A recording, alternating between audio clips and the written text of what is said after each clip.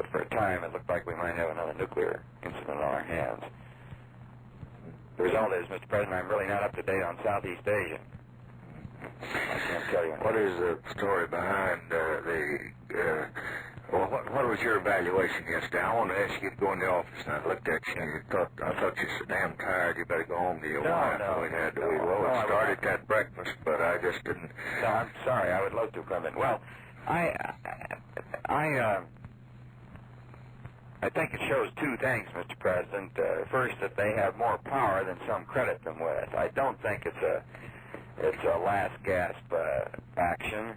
I do think that it represents a maximum effort in the sense of they've poured on all of their assets, and my guess is that we will inflict very heavy losses on them, both in terms of personnel and material, and this will set them back some, but that after they absorb the losses, they will remain a substantial force. I don't anticipate that we'll hit them so hard that they'll be knocked out for an extended period or forced to drop way back in level of effort against us.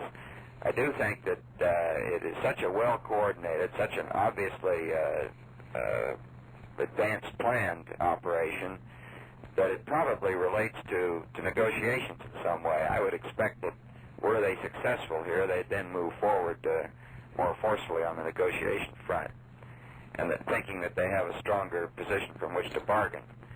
I don't believe they're going to be successful. I think that in Quezon, where we're going to have the real military engagement, I believe we'll deal them a heavy defeat. I think in the other areas, it's largely a propaganda effort and publicity effort, and I think they'll gain that way. I mentioned our people across the country this morning will feel that they're much stronger than they had previously anticipated they were. And in that sense, I think they gain. The question in my mind is how to respond to this. Is there anything we should be doing we're not doing? I've talked to the chiefs about some kind of a reciprocal action, retaliation for their attack on our embassy or in retaliation for their attack across the country.